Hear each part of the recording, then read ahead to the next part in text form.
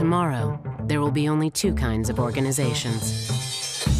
Those that command cloud and those just hanging on.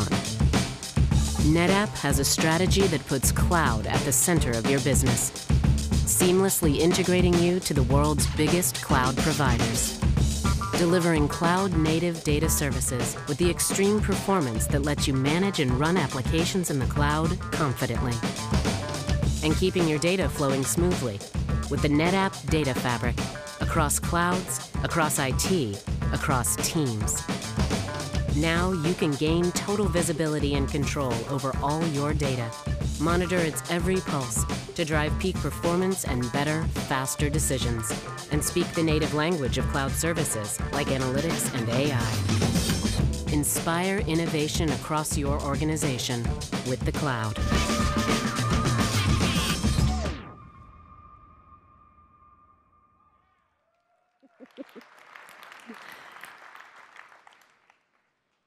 Hello, everyone. I know you've seen me up here, but now I'd like to officially welcome you to this morning's keynote here at Insight. I'm Katie Linendahl, and I'm honored to be joining you, and the excitement continues. In just a few moments, I'll be bringing up a special guest, but first, my heart's still like pounding. Can we give it up for Glenn? Was that... I live for these moments where people just have this opportunity to nail it, and he nailed it. And could he have picked an easier song? Like, who picks Life is a Highway? It's beyond me. All right, let's keep things going. So here's the deal. Well, yesterday was about the need to be data-driven. Today, we're going to show you how NetApp's data fabric strategy is making it all possible. And for his perspective on what we learned yesterday and what today's keynote was going to bring for all of us here, please welcome Executive Vice President of NetApp Worldwide Field and Customer Operations, Henri Richard.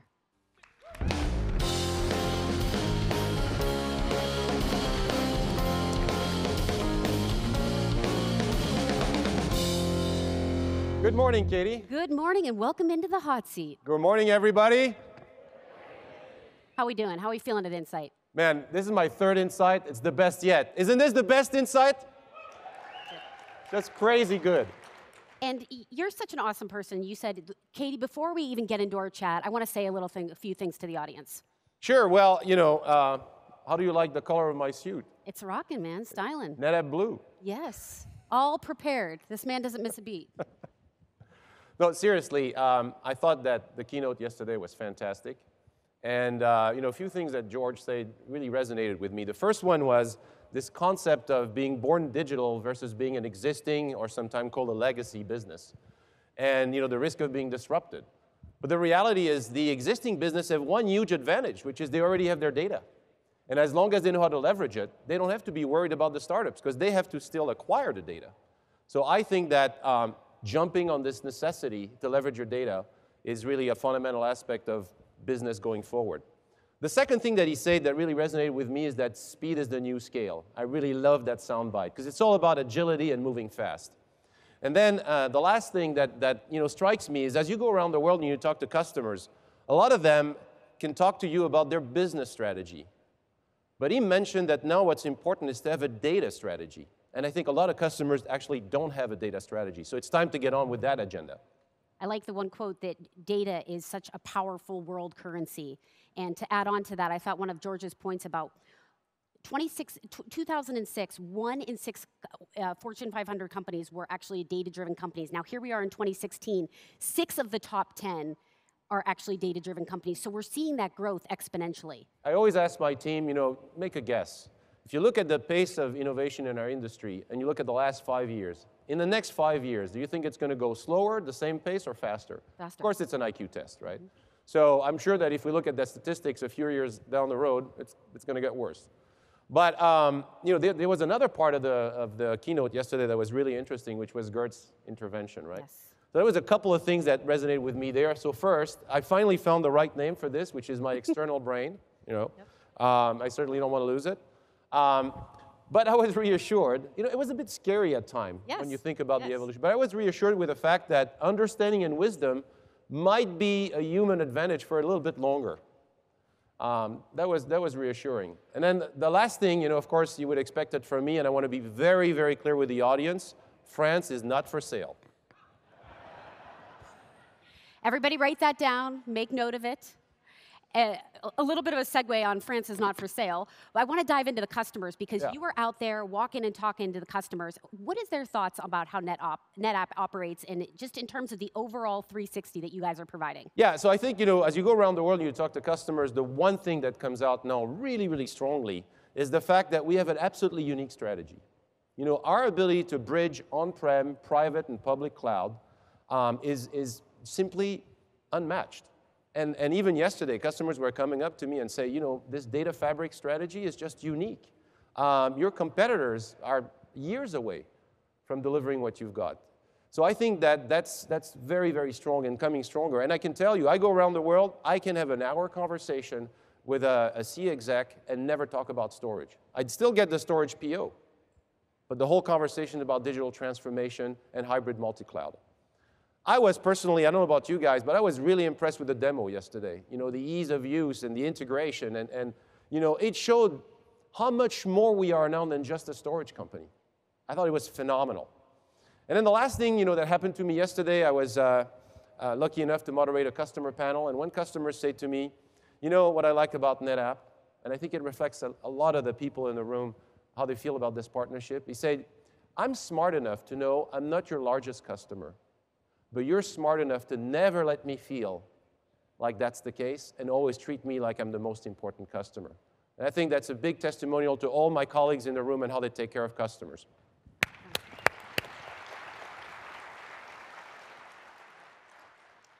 We got big shoes to fill today, coming off the heels of yesterday. You bet. What can we expect? Well, first, we're going to hear about DreamWorks again, but this time from a technical standpoint. And I've been blessed in my career. This is my second time that I'm engaged with DreamWorks. When I was at AMD, we were a partner as well. They're a fantastic company, constantly pushing the edge of innovation in our industry. So I'm very excited about this talk because they have a very, very complex IT infrastructure and business, really. We're also going to hear from our business unit leaders. We formed 3 business units that are aligned along the IT imperatives. And you're going to see how much innovation they're bringing to the party and how the whole story comes together with a data fabric strategy. So I think that's going to be very exciting. And then last but not least, always, a very strong close, inspiring from our founder, Dave Hitz. So I'm very excited about that. Good one coming up. Any final thoughts? Well, first, I encourage all of you to learn more about how to change the world with data, to become data-driven. By the way, I had several people that came along the hallways to volunteer their incredible satisfaction with the technical content of the sessions this year. And so, yesterday, George thanked our sponsors, which I want to thank again, all of our partners and customers that are here, the people that staged that wonderful event. I want you to join me in giving a big round of applause to all of our presenters and the people that prepared the technical content. Really,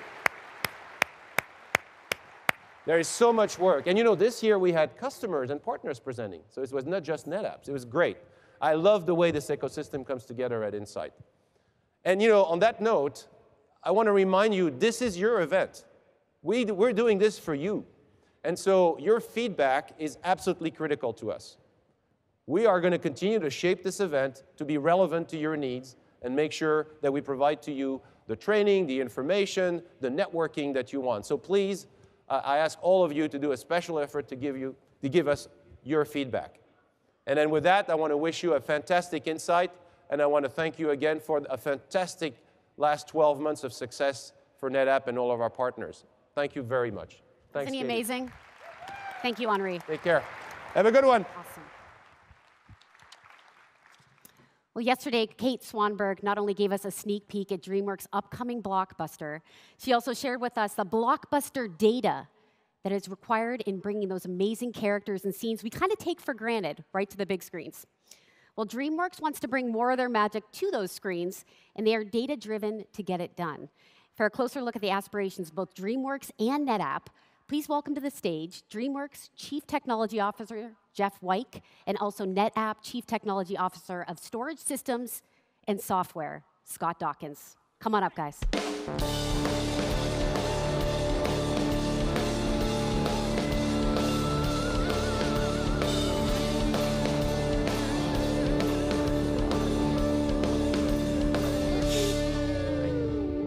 Morning. Wasn't everybody so impressed with the DreamWorks presentation by Kate yesterday? That, to me, we watch Shrek and we watch Madagascar and How to Train Your Dragon, and we just, you don't think about these things that are happening behind the scenes and all of the computing power. And I'd love for you just to dive into and just explain how really you stay on top of these processes and how important it is to use the cloud. Well, look, the demand for digital content has never been greater, whether it's feature film, television, VR, AR type experiences, theme park rides. DreamWorks does all of that. And my job is to never say no. What I really want to do is make sure that the creative ambition of the studio can always be met, which means a lot of compute. I'm not going to be able to stay within the walls of my own data center. I am going to have to be able to burst outside of that in order to meet the creative demand, whether that's public cloud or federated private cloud from one of our parent companies. I'm going to have to do that to be able to meet that demand. And of course, that's where NetApp comes in enabling them to take advantage of using the cloud. I think it's such a unique example on the DreamWorks side. Yeah, the problems that Jeff's describing, the scale of the data involved, the velocity of the work, the amount of compute that's needed, and we've heard that from customers for years, the need to expand beyond the boundaries of their own data center and be able to take advantage of resources in public cloud. Particular problem for you, I think. I can't imagine even fitting that many dragons in one building. Be banging and stuff with their tails and lighting stuff on fire. And yeah, the fire is a problem. But we should talk about disaster recovery. Look, he just expanded the business. Well done. That's like good. that. But we talk about public cloud. I'm going to interrupt you all day. When you talk about it, really, it does have to be fast. It's got to be secure, and I got to be able to control the costs of that. And that's similar that we have heard from other customers. And so several years ago, when we started to work out what the data fabric needed to be to allow customers to be able to take advantage of resources in the public cloud, be able to integrate that with what they have on premise. So for the last few years, we've been working closely with the largest cloud providers to deliver services that can integrate with your business. Anthony will talk about more of those later today, both for storing data and for access to compute.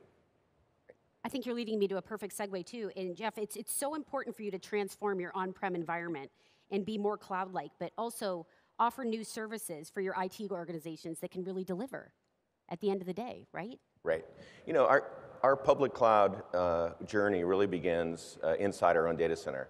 What I really want to do is to be able to operate our on-prem data center just like a cloud. There's a lot of really great aspects of public cloud that we learned from all this as-a-service stuff. Be able to provision things quickly, to be able to provide access to the developers, to be able to do things, be more agile, and that's really important. But what I really want is start there, and we're doing that with a microservices architecture, to be able to allow us to get, to work in a cloud-native way. Now, if I can do that, then I can move any workflow. I have this thing I call the and workflows. I want to be in the public cloud, and I want to be in my on-prem data center. And what I want to be able to do is control where that processing goes. Looking at things like latency, looking at things like cost. I want to be able to control that. And an artist shouldn't have to worry where her compute is. It can be, it's invisible to her, but I want to be able to take control to make sure whether I'm moving those workflows to the public cloud or I'm keeping them on-prem. We were speaking yesterday about, does an artist pay attention, I asked you, to what's really happening in terms of the data crunching behind the scenes and the processing power? And you said, we don't want them thinking about that. Yeah, as for all the technologists out there, yeah, they notice when it doesn't work. Of course. That's the naturally. Yeah, but so and I want them not to notice, because if they're not noticing, that means I'm doing my job well. Well done.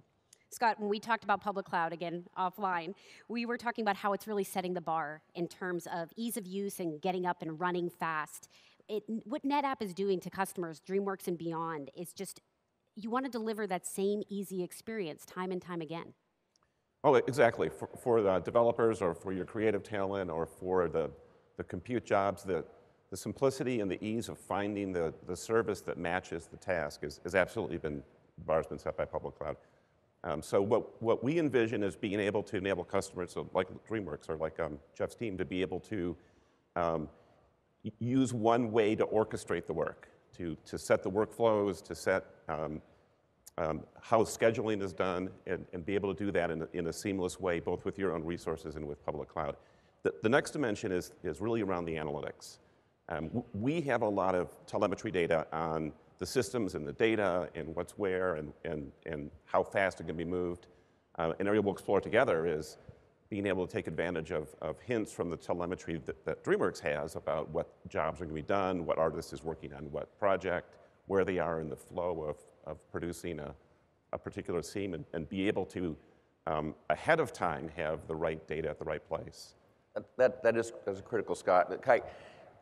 In my world, which you're going to write these notes down. You have a lot of worlds. I do have a lot of worlds. But really, I don't want to replicate all of my data in the cloud. I can't afford that. I really want to be able to move only the data that I need for that particular workflow at that particular time. And having that analytics is really going to be key to understanding that.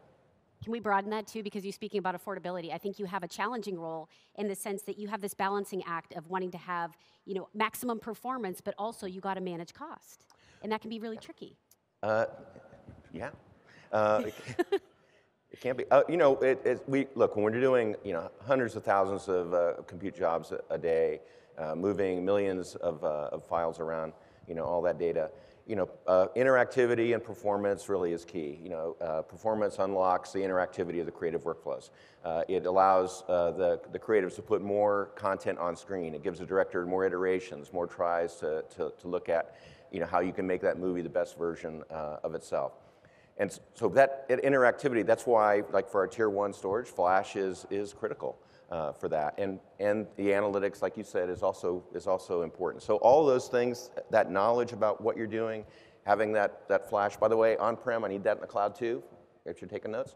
So write that down. Yeah, that's all going to be critical for how we meet the creative needs of the studio. Did you want to add to that? I've had the privilege of meeting with Jeff and his team in Burbank a number of times, and the workflow really is impressive. 4 years, 500 million files, 100 and some million hours of compute time, 12 stages of development for every frame, 24 frames a second, 90-minute long. Are you auditioning for my job? What could possibly go wrong? How hard can it be?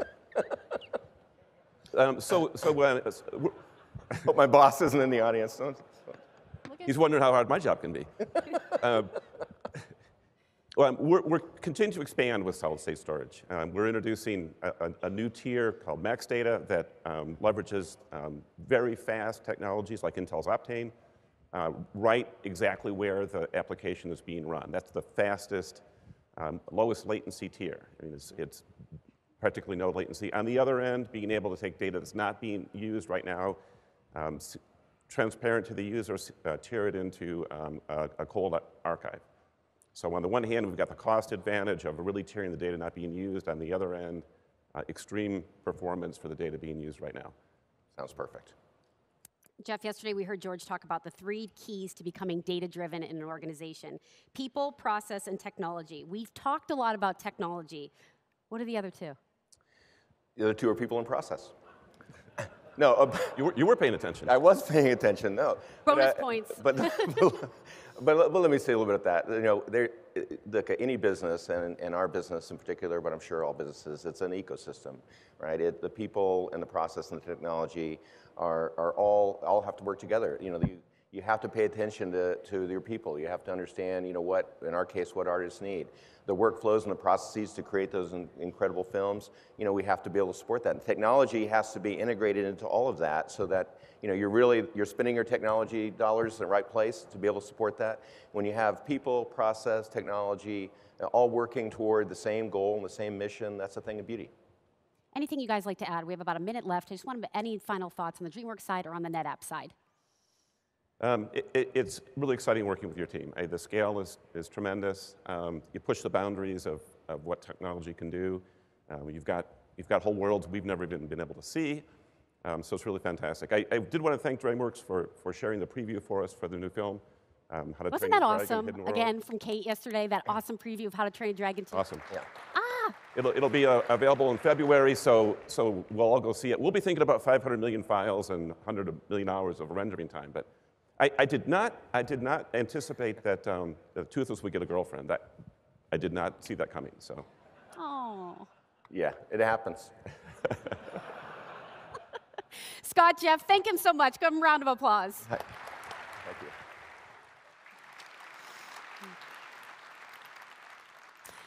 The NetApp Data Fabric was created for a data-driven world, and it's all about helping your organization unleash the power of data to meet business demands and gain a competitive edge. As Henri mentioned, the NetApp Data Fabric makes it possible to inspire innovation with the cloud, build clouds to accelerate new services, and modernize IT architecture with cloud-connected flash. In this next segment, we're going to explore 3 interwoven NetApp cloud solutions, beginning with cloud data services. You can inspire tremendous innovation with the cloud, but you want it to be easy. NetApp delivers a frictionless way to deploy, monitor, maintain, and manage infrastructure on the biggest public cloud so customers don't have to. And our next presenter tells us how. Ladies and gentlemen, please welcome NetApp Senior Vice President and GM of the Cloud Business Unit, Anthony Lai.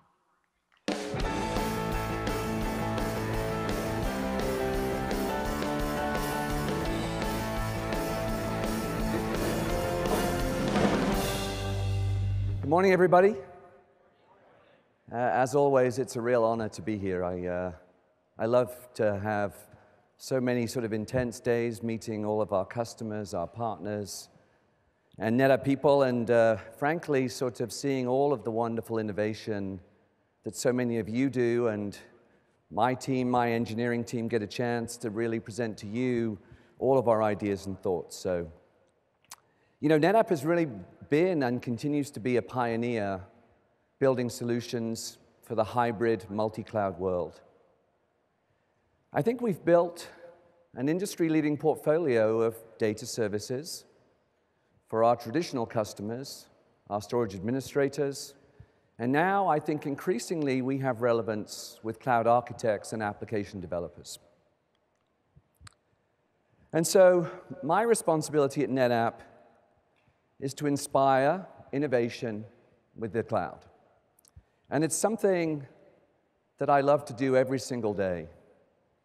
Organizations cannot help but notice and embrace the massive investments and innovations of the public cloud companies.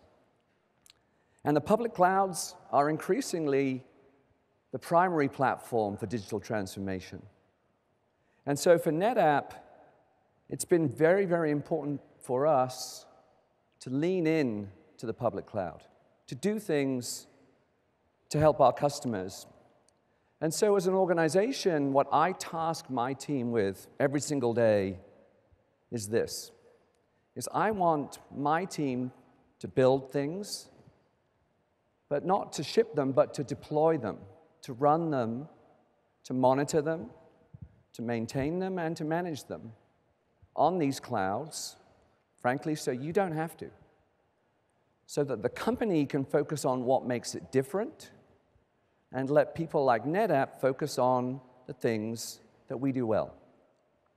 And so the public clouds have created this sort of service-based model, a model that really allows organizations to focus on the top part of the problem, the application and the data. And so what we've been architecting within my organization is a set of services that you can choose and select to run independently of one another, or services that you can combine and orchestrate, as we showed you yesterday in the Data Fabric presentation.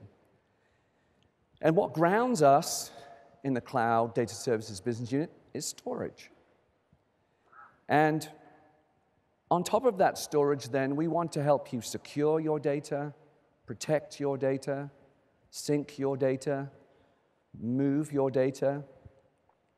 And then what's really, really important, and some of the things I hope I'll show you today and you'll hear throughout the sessions, is data and the data services have to be relevant to the application.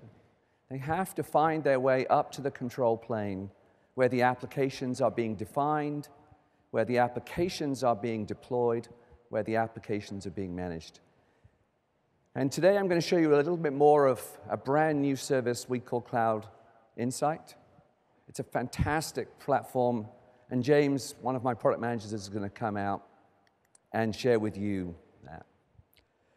So I stand here a year later, than last year. And I look back at the year, and I'm stunned by what my team have done. I'm absolutely amazed with the work that we've done, the things that we've achieved. And to George's points yesterday, you know, speed is very much the new scale. I actually get told a lot by our customers, how do I know when you're releasing stuff? Can you send me an email? And I say, well, that would be about 30 emails every week, because my team continuously innovate and continuously deploy. And I love the messaging and the construct of creating data fabrics and not data centers. And so, what better person to bring back on stage a year later but Tad Brockway. Tad is the general manager of Azure Storage, and last year on the main stage, George announced the relationship between Microsoft and NetApp. It is a fantastic relationship, and I wanted to bring Tad back up on stage and have him talk to you about what we've accomplished. Please welcome Tad.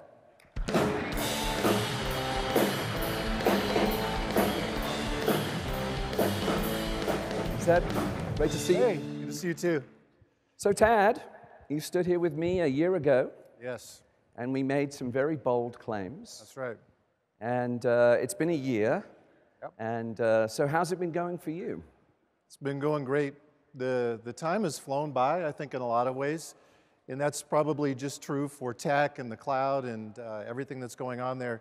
I would say from a partnership standpoint, what we've done in the last 12 months has been a deep engineering project. And so it's really the fun in bringing together engineering teams from our two groups and seeing them operate as one engineering team to go develop something that is fundamentally unique in this industry. We've worked together on deep networking integration, enabling a fast, very low latency connection from Azure virtual machines and services directly into NetApp gear. Being able to integrate the UX, and just all of this is just, it's leading to the real solutions for real practical problems in enterprise IT, and that's what I think makes this fundamentally unique. Yeah. And I tell you, Tad, you know, the one thing I love about the solution that we've engineered together is probably the most challenging thing, which is how do you make something that has so much power and so much capability so simple? Right. And I think that, you know, your team have really pushed us to think about storage in a very different way, to deliver it as a cloud service. Can you talk a little bit about some of the things that you think we've accomplished well? Yeah, I agree. I think the elegance of what we've developed together by doing the deep engineering work that's required to make things like ONTAP work like it does, and in all of the decades of engineering investment there, then bringing that to the cloud in a way that fits the way that cloud customers expect for the cloud to work. So the combination of the power of ONTAP with the ability to provision resources on demand, to deprovision if appropriate, and so that an application developer, a single business unit can get access to the power of NetApp and do that in a way that fits with the elasticity of cloud. You know, so it looks great, it feels great. How does it perform? Well, it performs incredibly fast, incredibly fast. And so we've been running some benchmarks. And these benchmarks are things that frankly, you know, would be difficult to replicate on premise, let alone deploy in the public cloud. So SAP HANA runs very, very well on ONTAP. It runs very well on ONTAP on premise, and now it runs incredibly well in Microsoft Azure. And these are the kinds of workloads that have been challenging for organizations to deploy to the public cloud. And the partnership that we have, the engineering level integration and technology relationship, clearly has done many things. And it's not just the applications, just in general for database and ERP, we see amazing numbers, amazing numbers. All of this delivered as a service by Microsoft with our help, with our assistance. It's really been a fantastic partnership. And so, Tad and I can talk about it all we like, but we thought it would be great to bring up a customer, one of the customers that's been working with us, and have that customer share their opinion. So to carry on with the segment, I really want you all to give a warm welcome to Brad Clark. Brad is the storage administrator at McKesson and has been helping us with Azure NetApp Files. Please welcome Brad.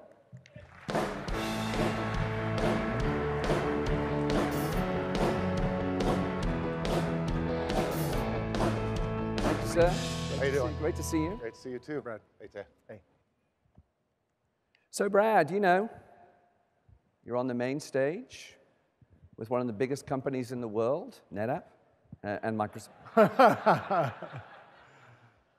I have to say, it's so cool to work with Microsoft. It's one of those things in your career you always wanted to do. And so, Brad, why don't you share with us a few thoughts, a few experiences. So how's it been, your experience with Azure NetApp Files? It's been fantastic. So once we had the opportunity to work with it, two things really stood out to us.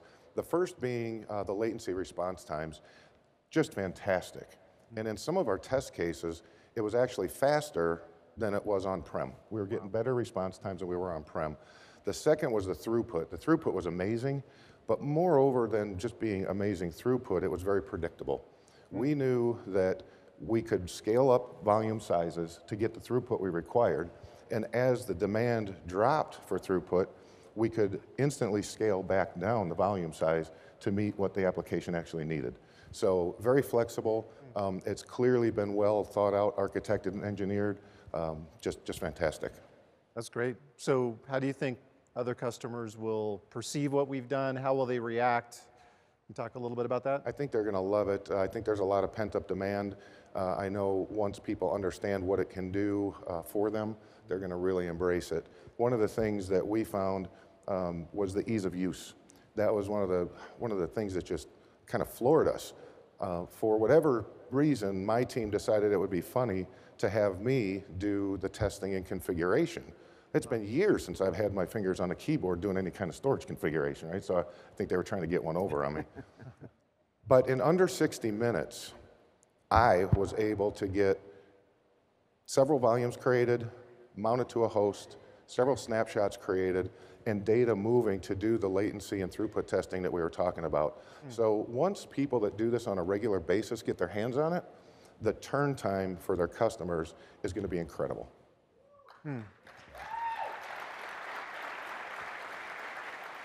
But by the way, that's awesome to hear. Really, I mean, with all the work that we've been doing on the engineering side, hearing this kind of thing, it really is, it's just great and really rewarding, actually. So could you talk a little bit about the use cases that you think are appropriate or that you're looking at moving over to the Azure cloud?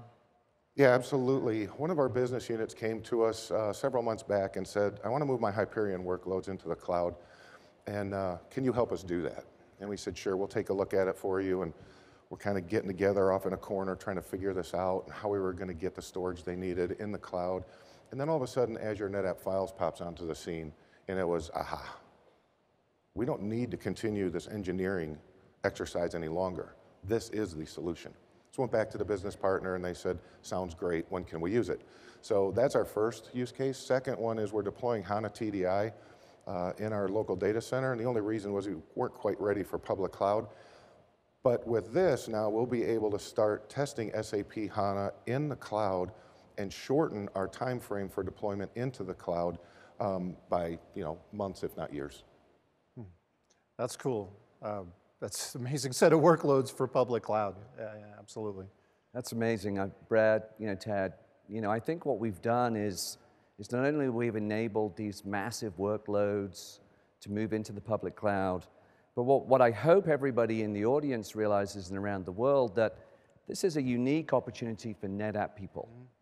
That all of your experience and skills that have been honed for many, many years on premise are now incredibly valuable to Microsoft and to customers working with Microsoft Azure.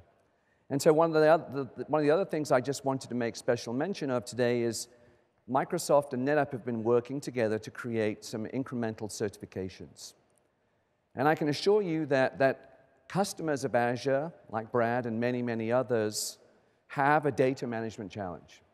And the more that we can do, the more all of you can do to help our customers as our partners, as our certified professionals, this is a unique opportunity that Microsoft has enabled for all of us. So I wanted to just end this first segment. Thank you both very, very much. Really appreciate you coming on. Thank you. Brad, thanks very much. Tad, as always. Thank you. Thanks so much. Absolutely. Thank you very much. Yeah.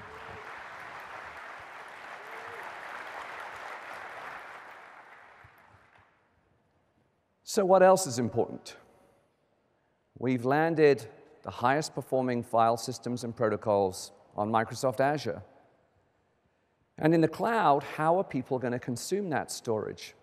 Well, increasingly, applications as they move to the cloud are being refactored, and new applications are being written every single day to work on public cloud. And those applications are being written using a concept of microservices, and then, of course, containers to run and operate those services on the public clouds. And so we felt there was a unique opportunity for NetApp. Through an acquisition of Green Cloud a year ago and a recent acquisition of StackPoint, we, NetApp, have released a new service called the NetApp Kubernetes Service.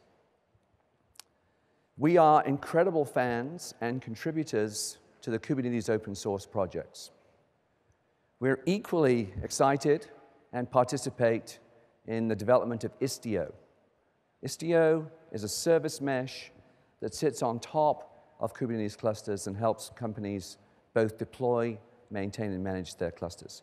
And we, NetApp, have contributed our own work into the projects under something we call Trident. So when you look at Kubernetes, why should NetApp be involved in such a project? Well, it is and will be the standard operating system for public cloud. There is no doubt that Kubernetes has won. The world has accepted that technology, and now everybody around the world will need to understand how to use that technology and how to deploy that technology on public clouds, on private clouds, and on-premise.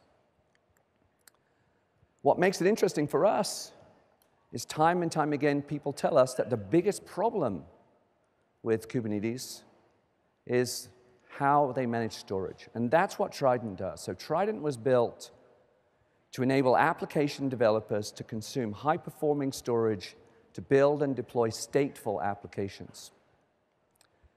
And so what we did was we took the best of StackPoint's infrastructure orchestration, and we're adding all of the capabilities from Green Cloud for application orchestration.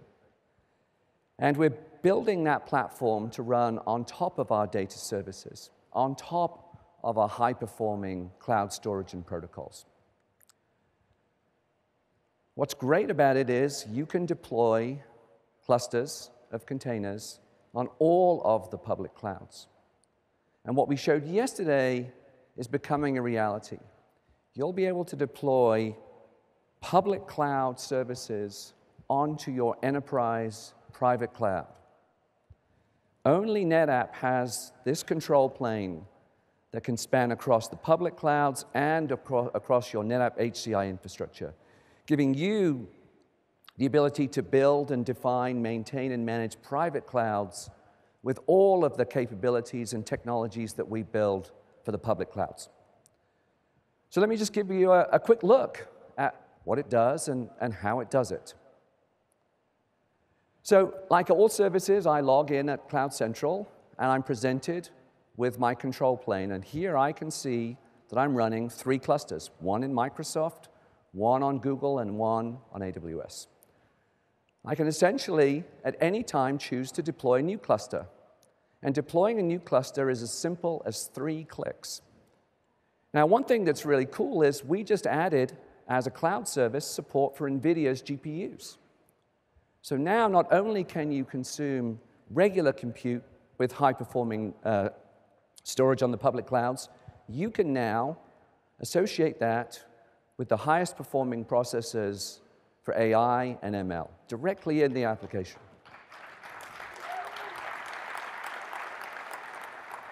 So once I've configured my provider, I now need to go and configure my solution. And configuring my cluster couldn't be easier with the NetApp Kubernetes service. I can pick what version of Kubernetes I want to deploy, and we're always current within about 5 days of any new deployment. And I can browse a marketplace of pre-built solutions that I can deploy inside the cluster. Services that help the cluster perform and scale, and of course, solutions that bind our storage to the cluster. So within the catalog now, I can select high-performance Azure NetApp files, and I can deploy those volumes directly into the cluster. So once I've picked my operating system, I've picked my service provider, my cloud provider, and my storage, well, now I need to make the application do something. So of course, I'm using high-performing NVIDIA GPUs. And so what I want to do is browse a list of trusted charts, charts that NetApp has certified, that NetApp guarantees will deploy on those clusters. So of course, the best use of those fantastic GPUs is TensorFlow. So I'm going to deploy TensorFlow directly into the cluster, and it's that easy. I can use the default configuration, or I can change the configuration, all done through a service. What's great is, of course, the application helps me. It tells me where there are dependencies and challenges in deploying applications. All of that thinking that you would have to do, we do. So I can select a proxy tool and add that into the solution base. And now all I do is I can just submit that cluster, and we will deploy that cluster with that configuration directly into your environment. This is upstream Kubernetes. You can run that cluster by yourself, or you can use our capabilities to maintain that cluster, all done from NetApp. So while that one builds, in Martha Stewart tradition, I'll show you one I built earlier, I can manage the cluster directly from this user interface. I can change the master nodes, I can change the worker nodes, I can see all of the services that I've deployed into the stack, including the Kubernetes dashboard, and right there's TensorFlow. An artificial intelligence machine learning platform deployed in a few clicks on the public clouds and can be deployed to NetApp HCI. So as well as, of course, checking on the services that run in the cluster, I need to see how my storage is performing. And so directly in the application, I can now see all of the Azure NetApp files that were provisioned and the capacity levels and protocols that were created for me by the application as it orchestrates itself. So a very, very powerful application service tool that's available to all of you. All of you can now bring all of your storage-based skills, the services that you deploy on top of them, directly into the control plane for applications. The NetApp Kubernetes service is a fantastic service. I would urge all of you to try it. It really is the industry's first. I think Matt Baldwin, the founder and CEO, told me that I think they were the second application ever built on Kubernetes. Our customers see a massive ROI from the value proposition. And it's a complete DevOps solution, so customers can focus on innovation and not administration. We deploy in what we call a freemium model. You can try the product free of charge, build and deploy clusters to your heart's content. And NetApp, I think, is very much now the leader in the orchestration plane, combining our high-performing storage data services up to the application. So the last part of this was really to highlight a new service that my team have been working on for some time. At the top of the stack, we have what we call cloud analytics. And my team have been working tirelessly to build a very, very compelling product to help you manage your performance, to help you manage problems before they become real issues, to help you run analytics on a hybrid multi-cloud platform. And so with that, let me introduce James Holden to the stage so he can show off the fantastic services within Cloud Insights. James?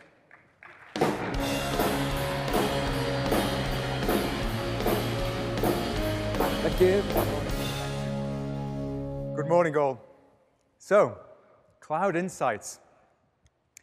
It's our newest, greatest tool. It allows you to monitor all your infrastructure in the cloud and on premises. It allows you to troubleshoot issues that arise and allows you to control the costs of the infrastructure. So you can monitor the entire NetApp portfolio. You can see the capacity, the performance. And here we have the all-flash FAS, the hyper-converged infrastructure, and the Azure NetApp Files capacity. So monitoring NetApp is really easy. But Cloud Insights monitors devices in the public cloud and those other third-party devices too. So once data is flowing into the system, we have a wealth of dashboards that can really help you answer the kind of key questions. So Anthony yesterday showed the Kubernetes hyper-converged infrastructure at the end of the keynote. And what we can do here is look for the key signals the operation person wants to know, where there's latency, where there's increases of traffic, and which devices are reaching a saturation point. So imagine there's an issue with one of these VMs. What we can do, and one of the major advantages of Cloud Insights over every other monitoring tool out there, is the ability to automatically see how a device exists in the infrastructure and map it as a topology. Once you have that ability, you can then start drilling down. And device managers alone make this a really difficult task. But we can see all the key performance metrics, the latency, the I/O, the saturation points, and bring it all together in one central view. So finding issues is really easy with Cloud Insights. And so is finding opportunities to save money. Here, we've got an opportunity to look for all the virtual machines in the public cloud and on premises that are turned off but are consuming capacity from that environment. So what you can do is drill down into those details. You can start seeing how you can find those opportunities to save money and really bring the tool set to the forefront. So if you want to know more about Cloud Insights, visit cloud.netapp.com, and you can register for a free trial. If you visit our booth, we're also running a great promotion at the moment. So in summary, I just want you to leave this audience with knowing that this can be deployed in minutes, and it's available today. Thank you, James. Thanks very much. So all of that power with absolutely nothing to install. Literally a service that you can onboard to in about 2 minutes. A service that gives you value the second that the service becomes available. A service that will grow with you. A service that you can start as simply as running on one VM with a small amount of storage, and as you like the product, you can scale up the product. That's the wonderful thing about elasticity of applications built in the cloud. Cloud Insights is a fully containerized service, a service that scales and manages itself across and in the public clouds. So for us, we play an integral role in the definition of your data fabric. We take that responsibility incredibly seriously. We try to work very, very hard to build services that are viable, excuse me, directly for a public cloud. Our relationship with Microsoft is very much testament to that. But we also spend a lot of time integrating and orchestrating services across this complex hybrid multi-cloud world. So we'd love to show you more. We have spotlight sessions later on today, 2 of them. We get a little bit more time to dive in to the details. All of our services are available for demonstration at our booth. I would tell you all the best place to go is cloud.netapp.com. It's where we publish all of our services. And with that, I'd like to thank you for your time. Thanks very much for attending the conference. Thank you.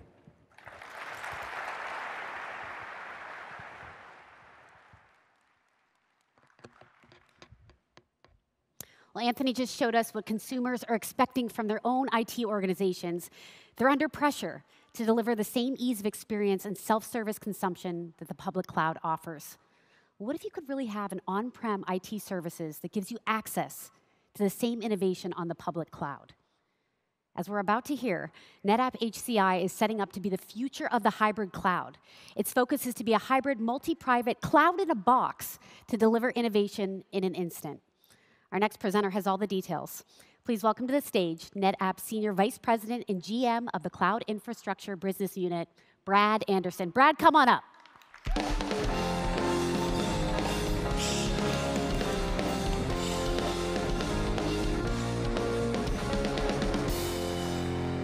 Thank you, Katie, and welcome. No, we got to do better than that. So last night, I called my wife, and I was recapping the event, and I said, you know, tomorrow, I have to talk to 5,000 people. And she said, have to, you get to. So welcome.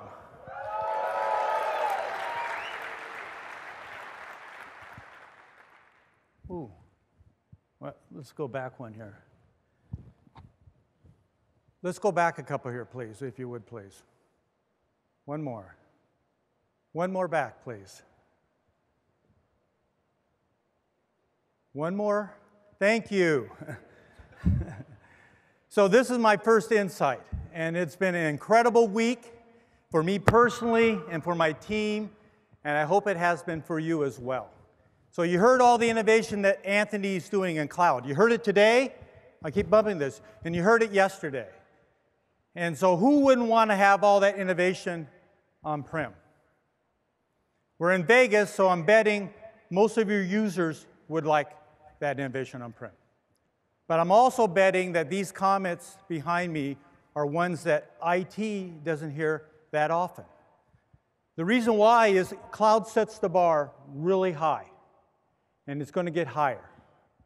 These are the expectations of users today. These are your customers' expectations.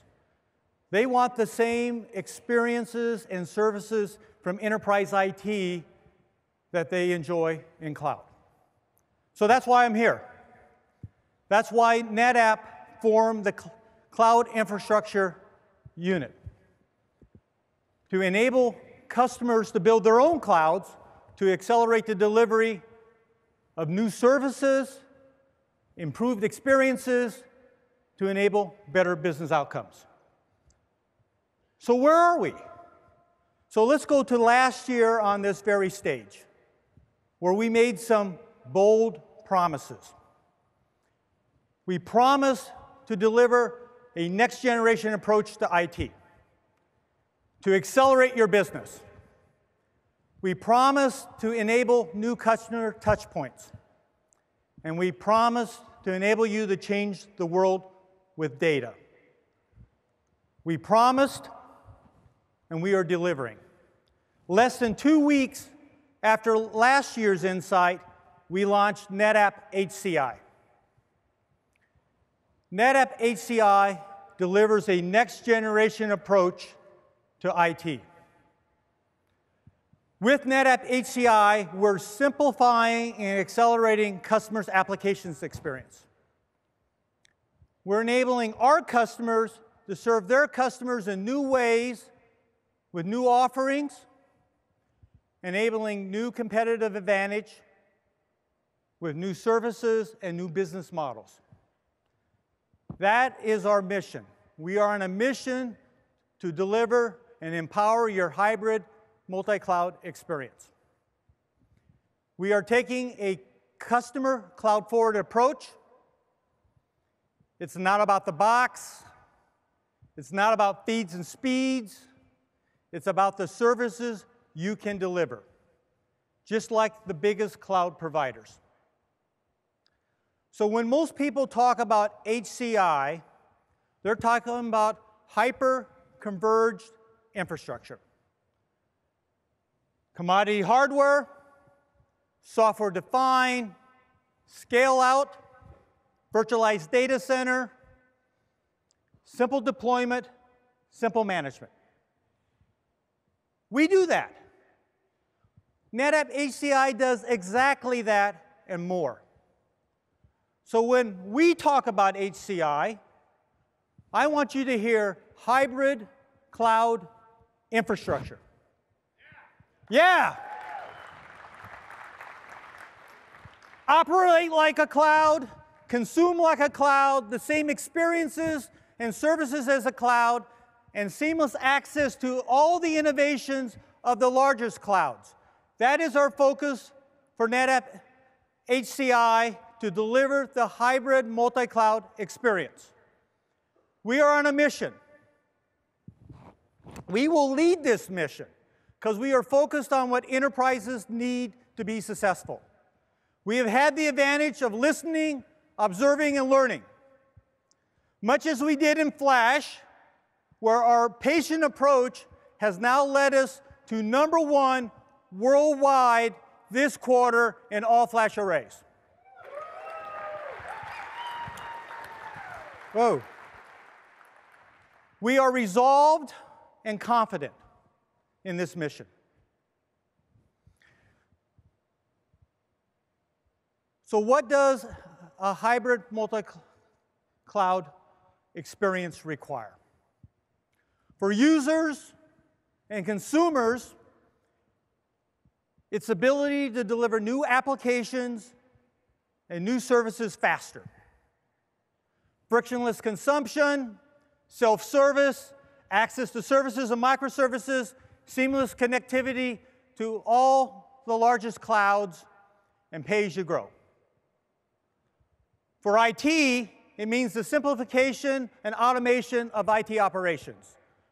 Software-defined flexibility, easy deployment, simple lifecycle management, automation, programmable APIs, elasticity to scale compute, storage, and user access up and down with demand, performance and scale, and a platform for enterprise service delivery. Last year, this was just a promise. Today, hundreds of customers are experiencing the benefit of hybrid cloud computing. From a software drink bottler who runs their entire factory on NetApp HCI. And in their words, it gives them the comfort to set and forget so they can focus on the strategic aspects of their business and then not on infrastructure. From a small county sheriff's department who had a spike in demand because of 2 hurricanes. It gave them the scale to scale instantaneously so they are to ensure that they can protect their county citizens. From a large aerospace company who wanted to accelerate DevOps so they could deliver new services and capabilities to their business faster. And from a healthcare provider that needs to take advantage of the innovation of multiple clouds to enable better patient outcomes. But rather than me give you more examples, let's hear from a customer firsthand.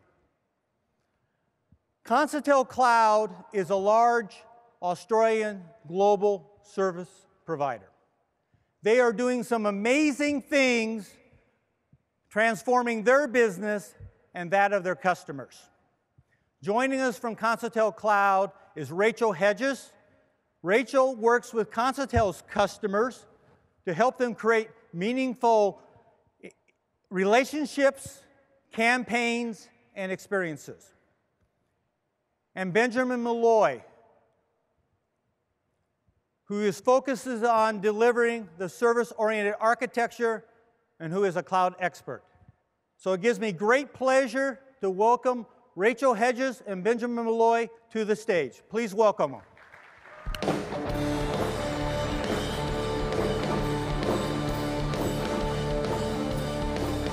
Hey, Brad. Thank you, Rick. Pleasure. Good morning, NetApp Insight. How are we today? Day 3, everyone's ready to roll for a big day. It's the last day, so lots of opportunities to get out and see what you're looking to learn. I'm Rachel Hedges. We're from Concetel Cloud. This is Benjamin Malloy. I'm the Cloud Division Lead for Concetel Cloud. And as Brad mentioned, I look after meaningful relationships, campaigns, and anything that will make our clients happy, essentially, and drive business value further. So Brad mentioned that we're from Australia. We know we sound a little funny, so be kind. We are a global service provider, IT solutions company. We're headquartered in Melbourne, but we also have data centers in Sydney, in London, in New York, and it's coming soon to Hong Kong. Now, our brand has been in the market for over 35 years. Isn't that right, Benjamin? Yes. Yes.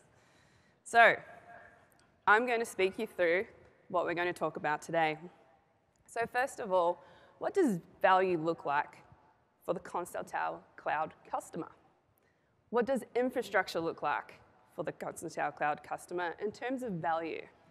Why did we choose NetApp? And why do we choose NetApp for our clients? And then finally, how does it all come together?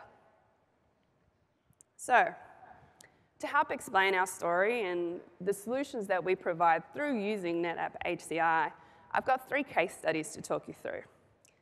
These case studies are all very different. We work with all different kinds of companies to deliver solutions that can really help them focus on their business instead of their IT. So the first one is AdCorp Australia. AdCorp Australia are a publicly listed company. They do advertising and digital. So AdCorp came to us, and they were looking for a whole of business solution. So we had a chat with them, and we worked out that what was really keeping them up at night and causing them headaches was actually their backups. I spoke to Peter, who's the IT manager there, and he said, Rach, this is just the hardest thing for me. I just don't know what to do. So we had a chat with him, and we created a solution, and we look after all of their infrastructure, all of their backups, and it runs on Continental Cloud for both Australia and for New Zealand. So they moved from an all on-prem option to Continental Cloud, and their production environment, DR, is all running with us. It's more efficient, it operates faster, and there's consistency in the performance.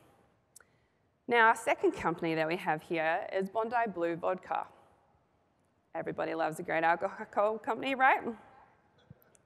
So Bondi Blue Vodka is a privately owned Australian company, and they were looking for something that would help them to work remotely from the road. They've got a lot of salespeople who are out and about all over Australia, and they needed a solution that would allow them to do that really efficiently before everyone forgot what they talked about and what they were doing. So we created the Citrix environment for them. They are now able to put all their information in on the road, and they operate fully inside of that, right from the salespeople to the CEO. So Jesse, who runs the company, he was just really keen to make sure that his company could operate even more efficiently, and that's where we came in. Now, the next one, we have to be a little bit careful about. We work with 2 of the big 4 banks in Australia. This is actually why Continental Cloud came about, believe it or not. One of the banks approached Benjamin a while ago, and they were looking for something to help them with their debt collection databases. So at the time, they were completely on paper, not digitalized at all. And they came and they said to Benjamin, what do we do? How do we make this more efficient? What can we do to get rid of some of that extra resource that we're using? So Benjamin came up with an entire solution from infrastructure to applications to make sure that they could move from that paper to the digital solution. So now they simply take a photo of the asset, they sign it digitally, it's uploaded overnight, and it's stored, and that's it for them. It's a great solution. So we shatter customer expectations. You've heard a lot today around buzzwords like scale, agility. And thankfully for us, NetApp HCI allows us to do just that. Brad mentioned that you've made a lot of promises through NetApp, and we're really lucky that those are all coming to life for us and for our clients. So our time to market, we respond at the speed of the customer's business. I've got another slide coming up which has some really tangible data that will really showcase to you what a difference this is making. So we can operate at speed, pay as you grow, and they can scale without financial penalty. It's a very granular control with consistent performance, and customers' environment and workload is guaranteed.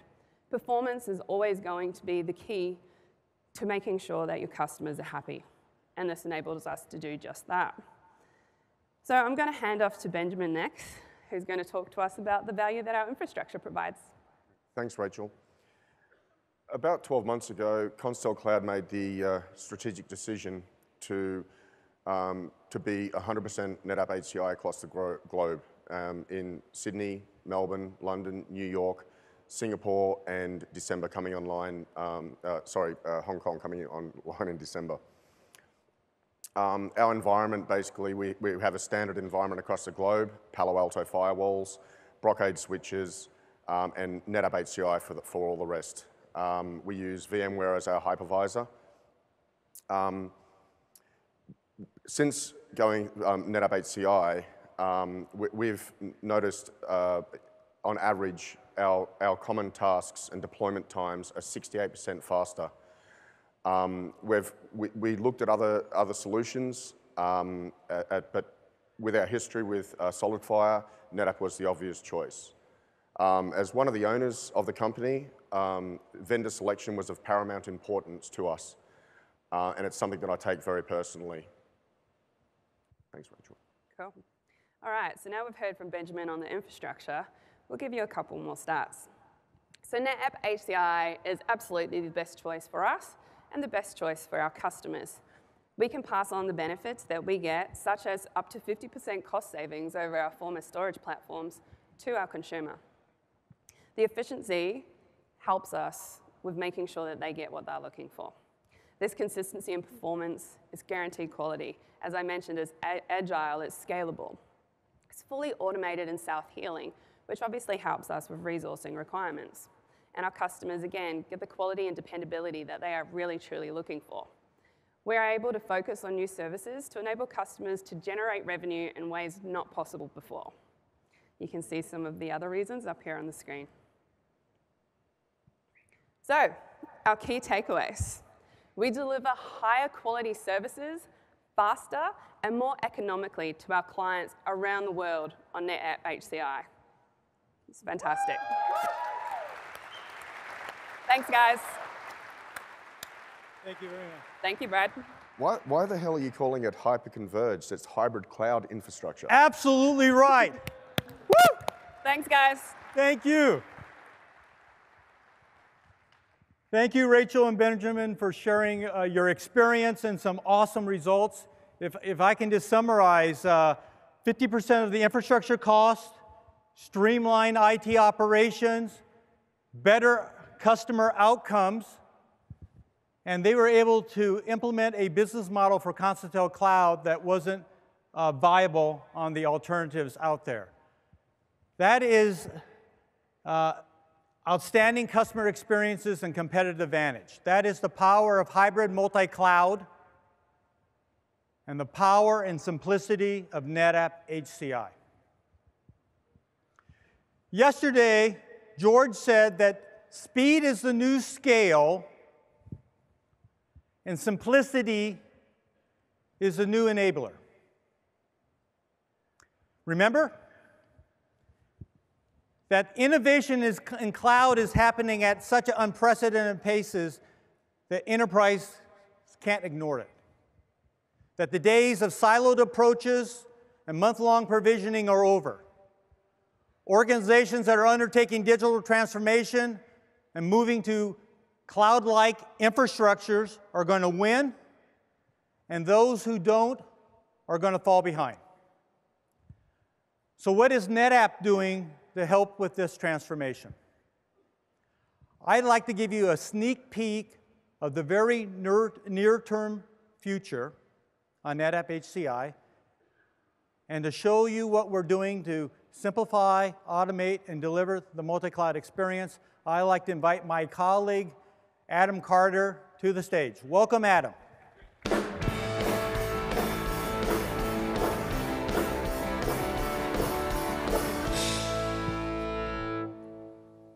Thank you so much, Brad.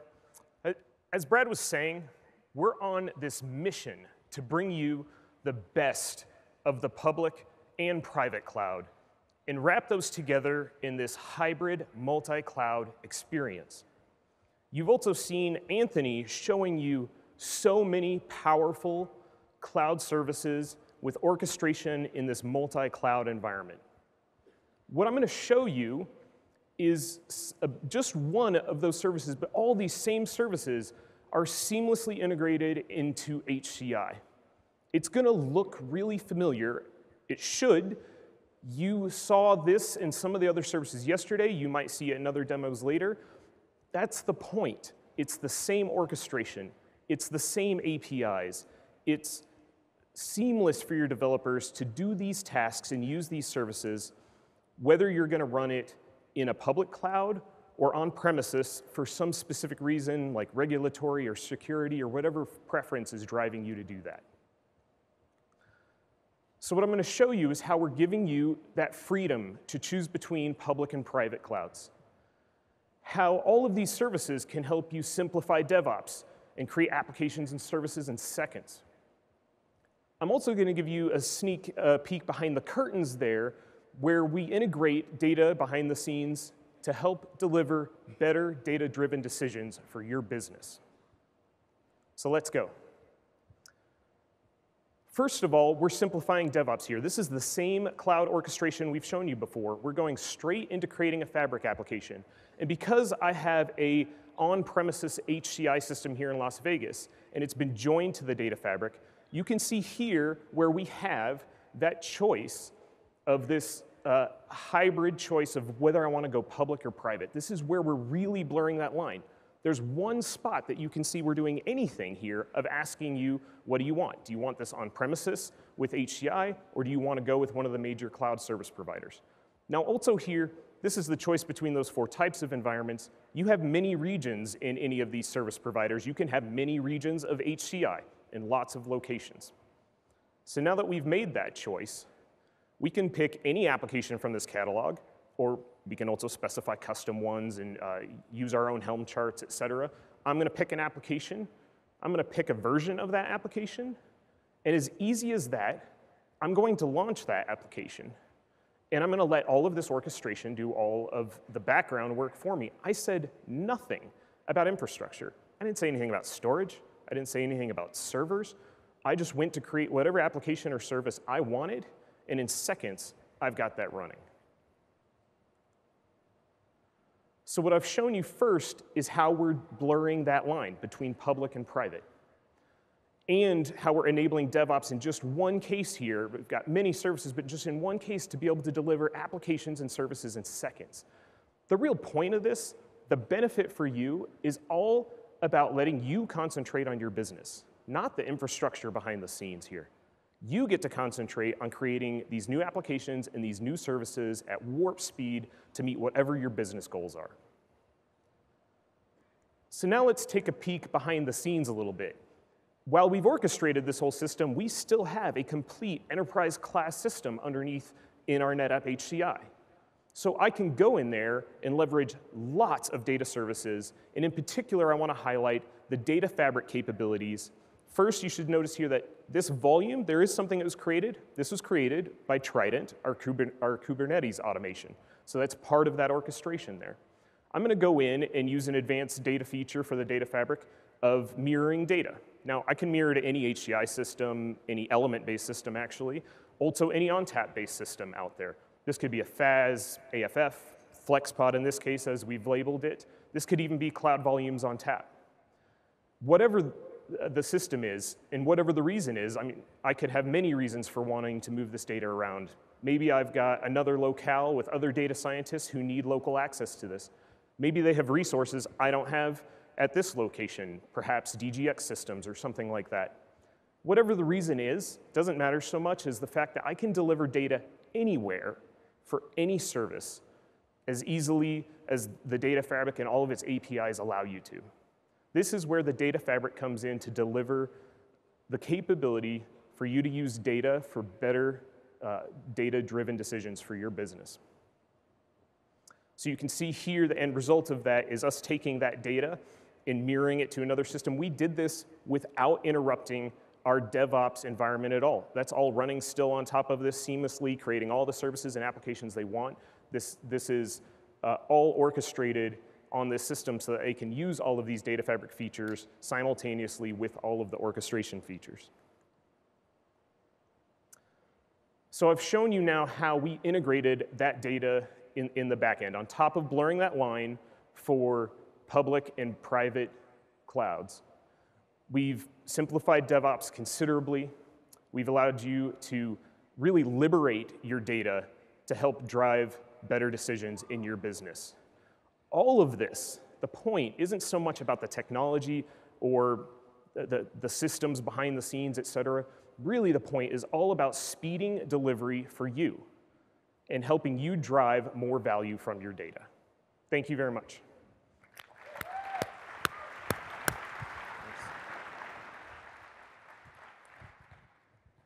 Thank you, Adam. I think you can see we're delivering more than HCI. We're delivering the hybrid multi-cloud experience. When you take all the innovation that Anthony showed you yesterday and today, and what Adam just walked through, connect it, integrate it seamlessly by the NetApp Data Fabric, we deliver the complete hybrid multi-cloud experience. No one else can deliver that seamless experience. The same experience on-prem as in cloud. The experience your customers expect. So when we get together next year and we pick up this conversation again, let those comments that we showed at the beginning of the day be all about you. Thank you very much, and have a great rest of the conference.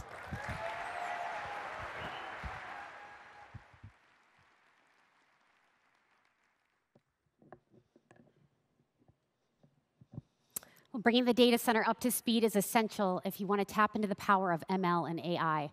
Legacy systems, you just don't have the standard capabilities. You need the platform and the power to match today's demanding applications. And with connectivity to the cloud services, you need to unleash the power of your data. NetApp has new ways to modernize your IT architecture using cloud-connected flash. And our next presenter is going to tell us more. Please welcome Executive Vice President, Products and Operations, Joel Reich.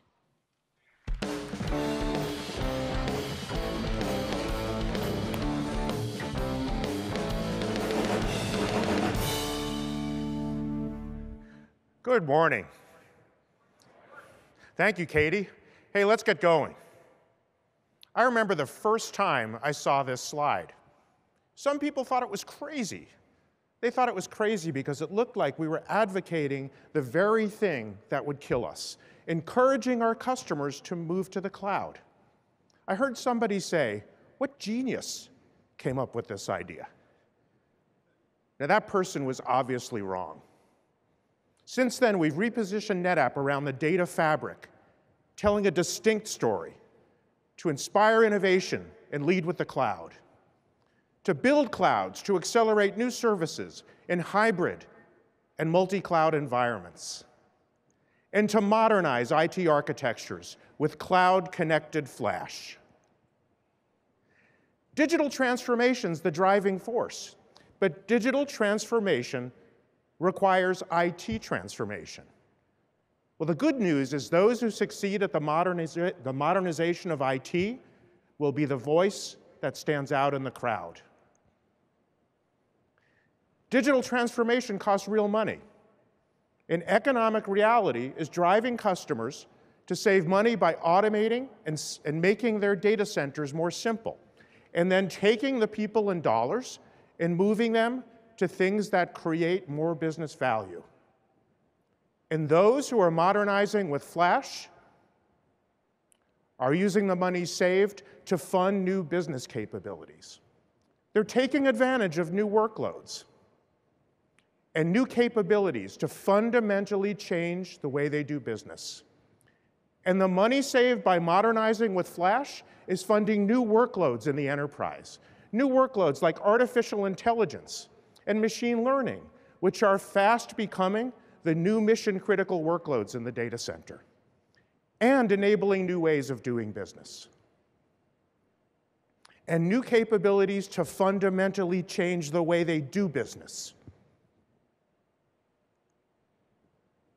Now, the value and benefits of flash are clear.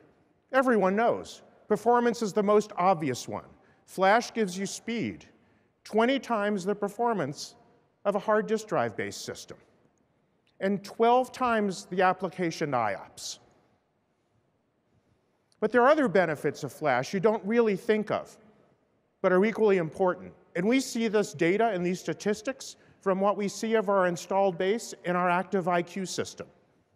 Things like a 15% reduction in power and cooling costs, a 37% reduction in actual footprint, a 70% space savings with data reduction technologies, and a 67% reduction in support cases. All of these are important benefits when you modernize your organization to flash, but the most important thing about flash is its ability to simplify your IT And those support case statistics are a really good proof point for that. Now, Flash alone is great, but it's the value added by NetApp that really makes us unique. And that uniqueness is paying off. That crazy strategy I spoke about in the beginning, it can't be too crazy. It made us #1 in all-flash arrays worldwide as measured by IDC. Yeah, a big hand for that. We're even #1 in storage now in Japan, where we accomplished an almost impossible task by displacing Hitachi data systems after many, many years. It's an amazing accomplishment, amazing to the Japanese team. And it's given us a distinctive voice among the crowd. We're growing faster than the rest of the crowd, faster than Dell, Hitachi, IBM, and HPE, 27.9% year over year. So all I can say is thank you. Thank you to our customers who believed in us. Thank you to our partners who see us as a strategic partner that they can build their business upon, who were able to listen through the noise of the market. Your success is our success. Please give yourself a round of applause.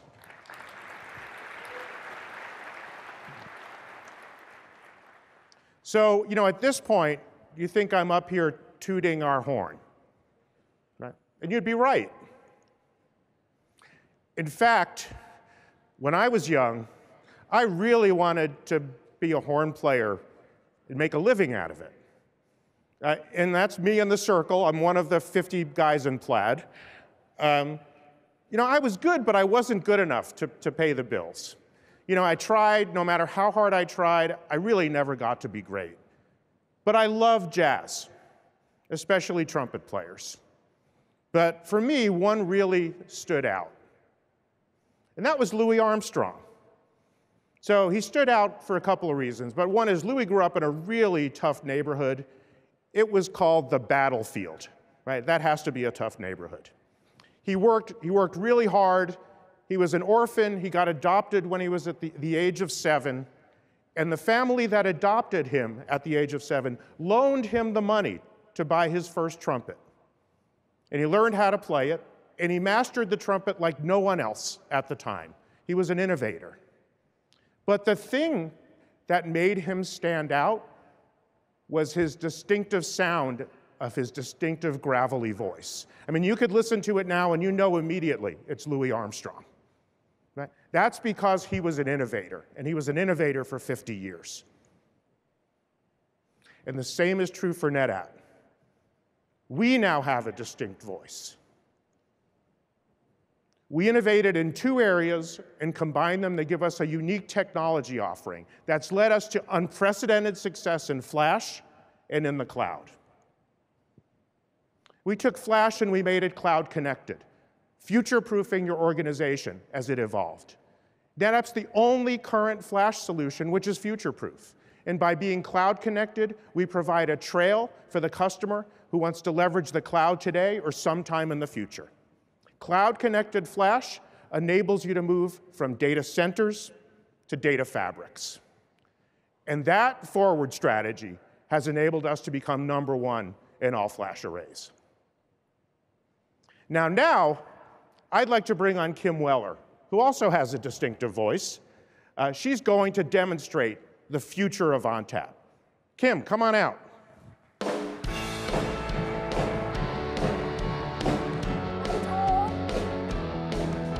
Kill him. Thank you. I've been sitting backstage watching these presentations, and I think I've realized something pretty profound. You have? Yeah. Is it just me, or does this look like a Star Trek communicator?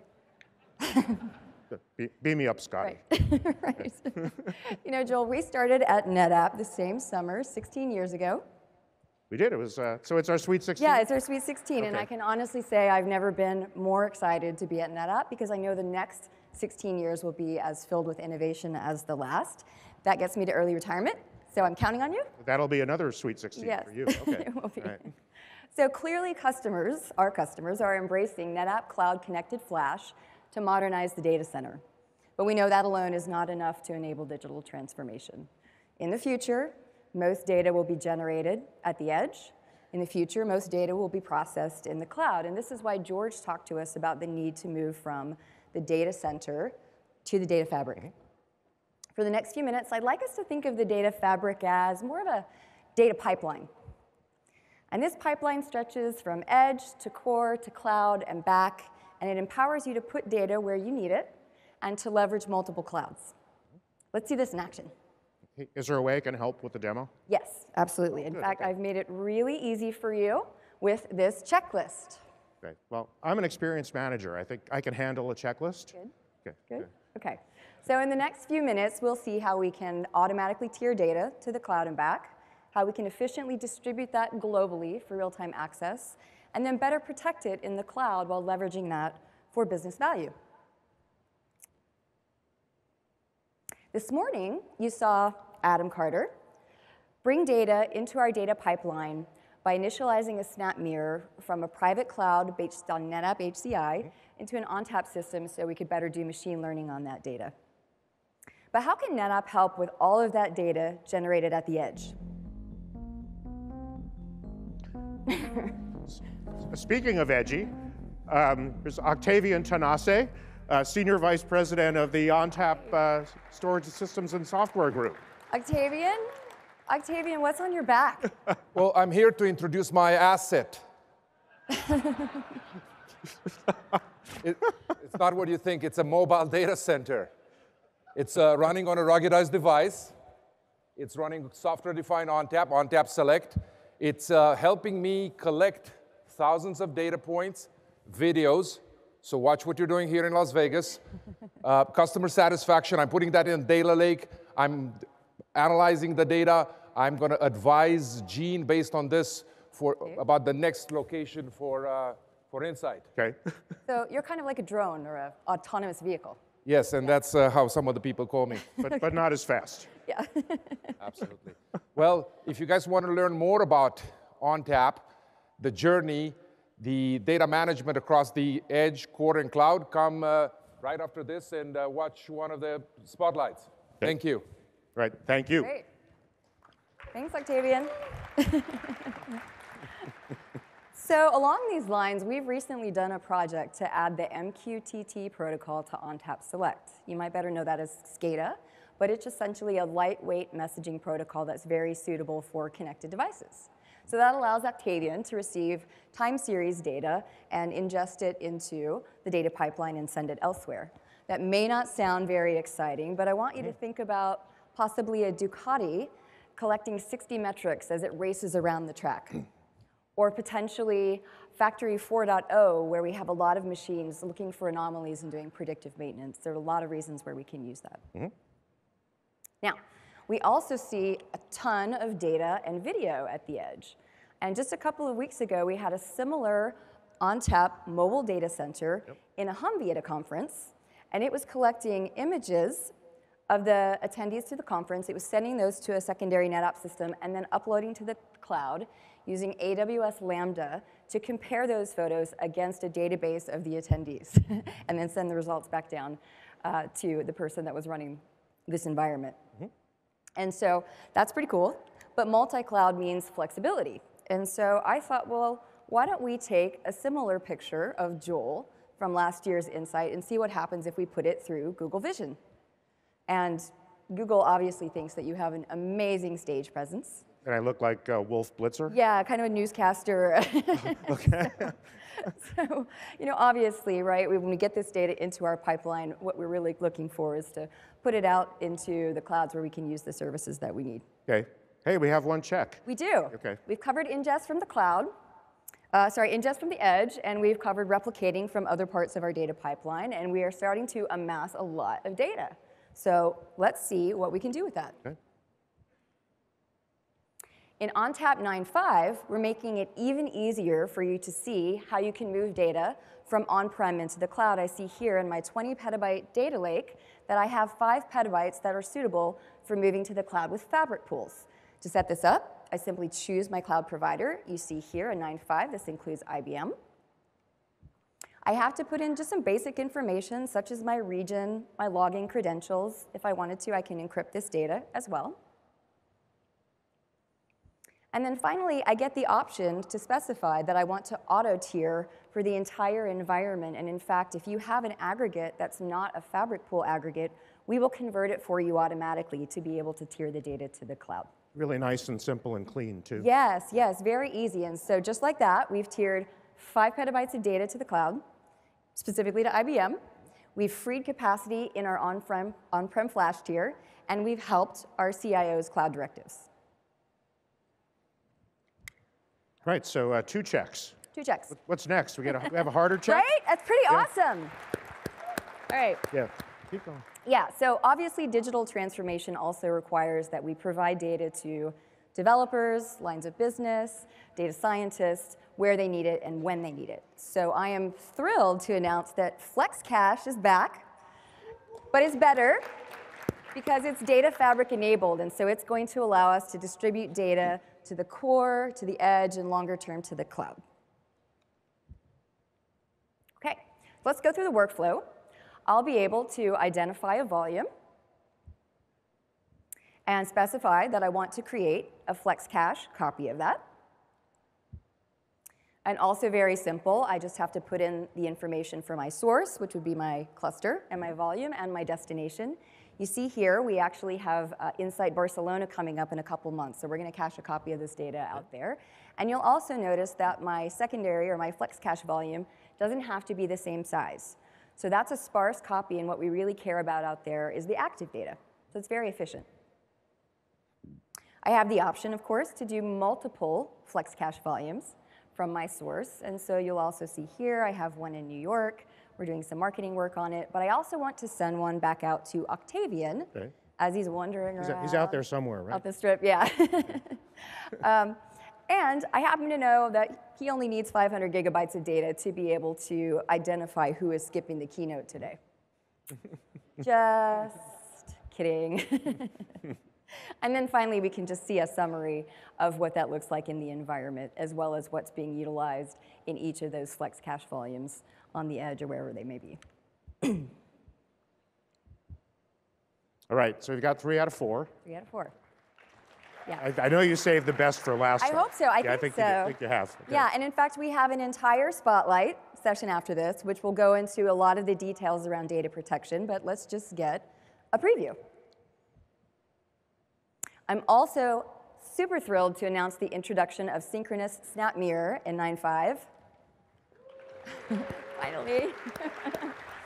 But now it's enhanced for much higher performance and scalability, plus ease of use. So let's just see what this looks like. I'll go into my familiar System Manager interface. I'll select the option to protect that particular volume, and we've just given you this really simple slider where you can choose your recovery point objective, which, as you can see here, allows you to go down to 0 transactions. Those of you who have used synchronous mirroring in the past know that you have to control what happens if you lose your network connection between your 2 locations. And so we also allow you to specify whether you continue to accept those transactions or whether you actually stop that I/O. We don't have relaxed mode, do we? Yeah, well, relaxed mode is, oh, you mean that in your business unit? Yeah, in our business unit. We have no relaxed mode. No, that's why every 6 months you're knocking out these ONTAP releases. Okay. Very impressive. Okay, so let's just look at a quick summary. You can see the data protection status there, and we'll drill into that so that you can see that I actually have a full synchronous copy of that particular volume. Now, many of you are also telling us that you want to do data protection to the cloud. Today, we announced NetApp Data Availability Services. This is a new cloud-based console, nothing to install on-prem, and it's intended to allow you to add a cloud-based copy to your workflow. So for example, I know a lot of you have already a NetApp primary system replicating to a secondary. This console is smart enough to know that you have that and then to allow you just to add that additional replication to have a full copy out in the cloud.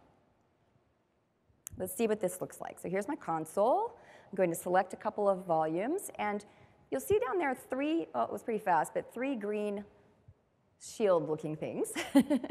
Those are my local, my secondary, and my cloud-based copies. So let's go in to protect those particular volumes. And this will be pre-populated. If we already have protection as a snapshot, it will show up. You will see our secondary copy as well. And then finally, I can specify the location of my cloud-based copy. So this is an object store. In this particular release, it's Amazon S3. And that's it. So we can go back and look at our environment and see that the status has changed on those particular volumes to reflect that we have a local copy, a secondary copy, as well as a copy in the cloud. And you can also see as part of our console that I can determine where I might have some risk and where I might need to go add protection to a particular environment. Okay, finally, we've also integrated a very easy Google-like search capability in the cloud where you can put in keywords about what you're looking for, and we can recover that from the cloud to on-prem. And so in this case, it looks like our marketing team has lost some of their material for Lenny Kravitz. That's the party tonight. Who's going to that? Lenny Kravitz? Woo! Yeah, and so I can just grab that file and very quickly recover it back on-prem from my cloud-based copy.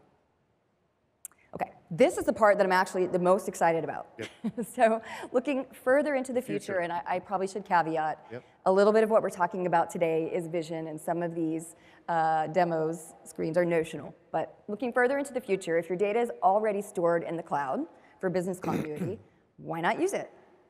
So this is still a vision, but it's working in our lab, and it's called Alchemy.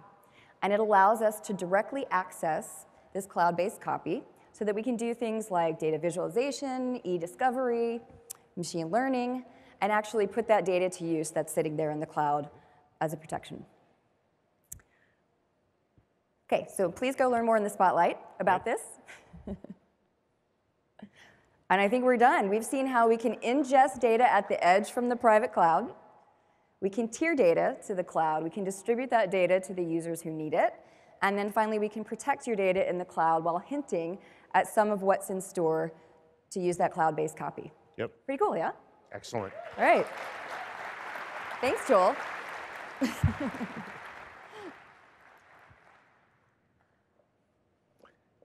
Now, listening to Kim and how she described the future, I really understand her unique voice. Really fantastic job. I think she could hear you in the back. Give her a hand.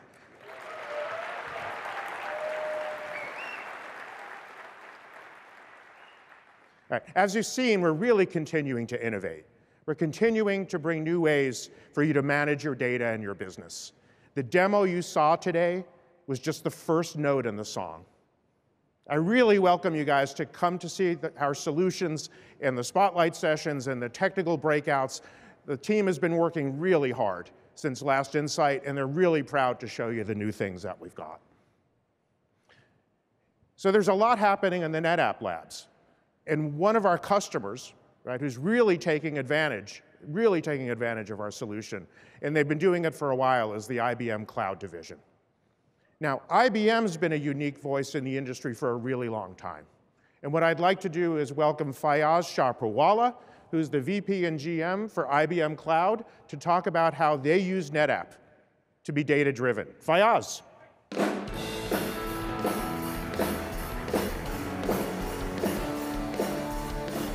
Hello, welcome. Thank you, welcome. thank you, thank you. Welcome.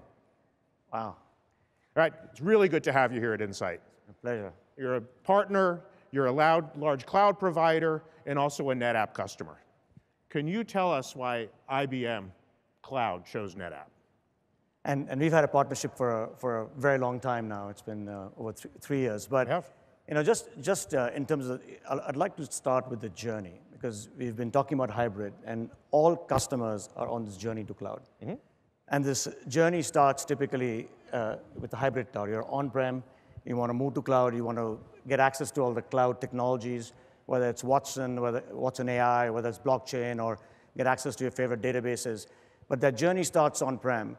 And the issue is, how do you help customers either migrate and then modernize with cloud velocity and access to cloud services. And for us, that hybrid motion, enterprise out, is very important. And we realize that customers are going to move in phases. And enterprise is the key word. And enterprise is the key word, because that journey starts on-prem, it's hybrid, it gets to cloud. And so as they move to cloud, we want to make sure we make that journey very seamless for them. And clearly, that journey is about moving their apps, and it's about moving their data.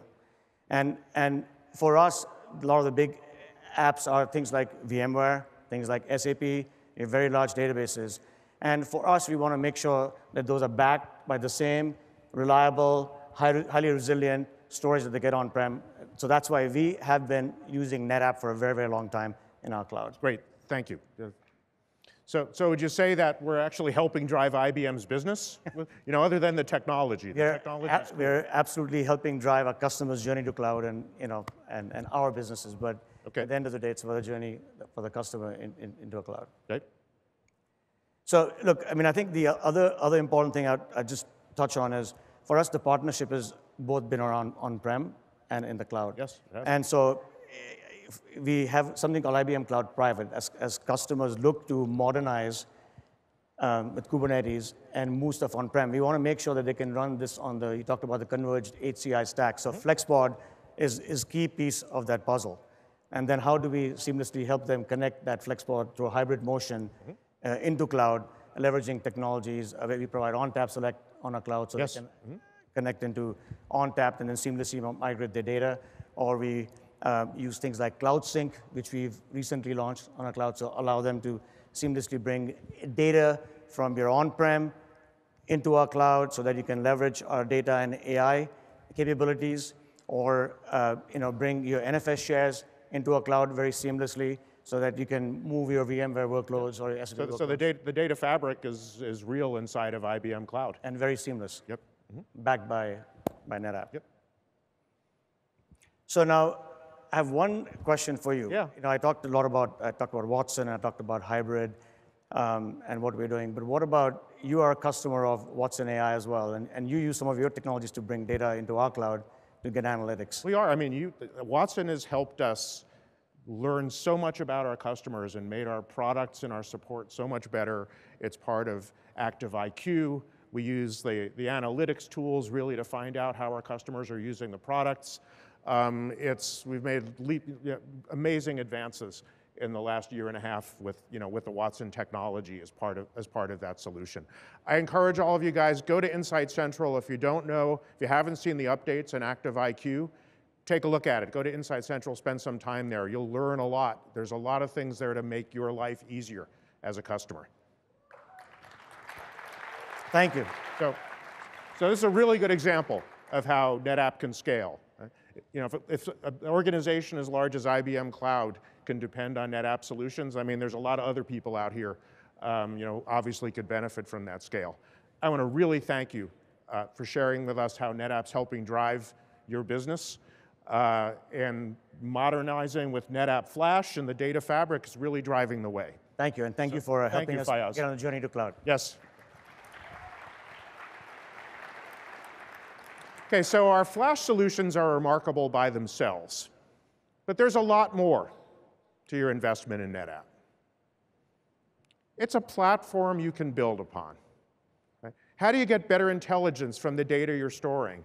How do you make even faster decisions than what's possible today? We think you can. Let's talk about our first initiative, better intelligence from your data. We're proud to talk about our partnership with NVIDIA, the world's leader in powering change with artificial intelligence and deep learning. NVIDIA is another distinctive voice. They stood out as having a vision to enable AI across the enterprise. We heard about them because they stood out from the crowd, and we're partnering with them to accelerate better intelligence via artificial intelligence and data pipelines. Our first product to come out of this partnership is ONTAP AI. It's a proven architecture for deep learning. It's powered by the NVIDIA DGX supercomputer and NetApp cloud-connected flash storage. It's simple to deploy. It eliminates design complexity and guesswork. It delivers performance and scalability so that you could start small and when you need to, grow non-disruptively. And you can build an integrated data pipeline that allows you to intelligently manage your data from edge to core to cloud. We're really excited to be working with NVIDIA on building better ways to build better intelligence throughout the data pipeline and make you be data-driven. So that was a quick overview of ONTAP AI. I also encourage you to learn more about that in the Spotlight sessions. Now, the second announcement we're making today is the release of a product we're very proud of. A product that's going to accelerate your data-driven organization to even faster decisions. Introducing NetApp Max Data.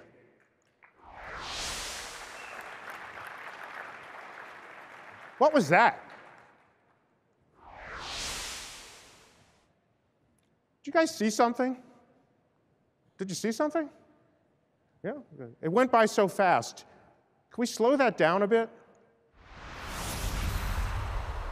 Max Data. Max Data gives you speed.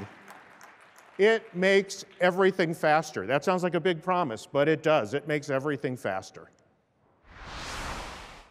And today, we're happy to announce our collaboration with Intel, the makers of Optane persistent memory technology. This revolutionary memory technology is going to change everything.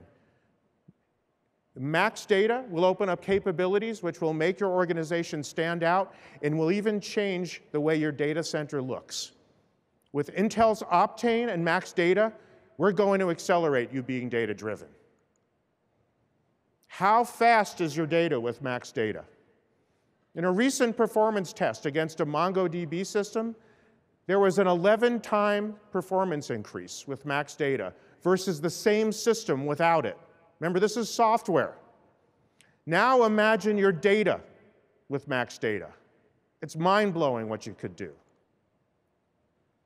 It makes everything faster. It solves your need for ultra-low latency, for faster recovery of databases, and it has an ability to support huge data sets. And most importantly, there are no application rewrites. You could use it immediately. And in the future, we're going to make your legacy hardware faster. And Max Data is flexible. It works on-prem, and in the future, it's going to work in the cloud. It's something we're really excited about, and we think you will be too.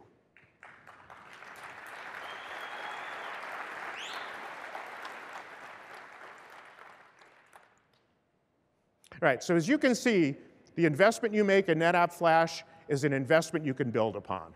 Whether it's better intelligence with ONTAP AI or faster decisions with Max Data, together with NetApp Flash, it's a winning combination. Modernizing with Flash makes new workloads possible. Customers can affordably modernize for more workloads and also accelerate their digital transformation. All of this while future-proofing your investment. And a NetApp cloud-connected Flash solution is the only Flash system connected to all of the biggest clouds. ONTAP AI brings better intelligence, and ONTAP AI is a proven architecture for your AI objectives developed by NVIDIA. You can accelerate your AI data pipeline across edge, core, and cloud with 2 of the industry's leaders. And Max Data, our server-based acceleration product, will open up capabilities which will make with making power, and it'll change the way you look at your data. The data fabric is what ties our strategy together. It enables the cloud volume story. It enables the HCI story and the ability to build private clouds that look and act like the public cloud. And it enables our cloud-connected Flash vision. The NetApp Data Fabric simplifies and integrates the orchestration of data services across a choice of hybrid or multi-cloud environments. That's our unique and distinct voice. Now, you know, this whole talk and this great year has really inspired me. It makes me actually want to play the horn again. All right, gentlemen.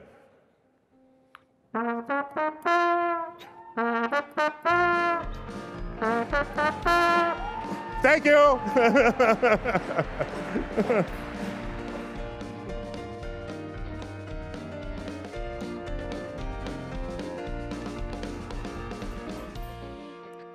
Was he awesome or what? Yeah? Give it up for Joel. Well, we have certainly seen a lot this morning, and as you heard, you're getting details in the spotlight sessions today. But of course, we got to close it off in style. Are you guys ready for our last keynote speaker? Come on. Guys, wake up. Ready? Someone's got to bring it home and do it in his own unique style. It is a pleasure to introduce someone who's got his eye on the business, NetApp's business and your business, and he's also incredibly passionate about it. He's always trying new things, learning and exploring, a man that needs no introduction. I'm speaking, of course, of NetApp's founder and executive vice president. Please welcome Dave Hitz.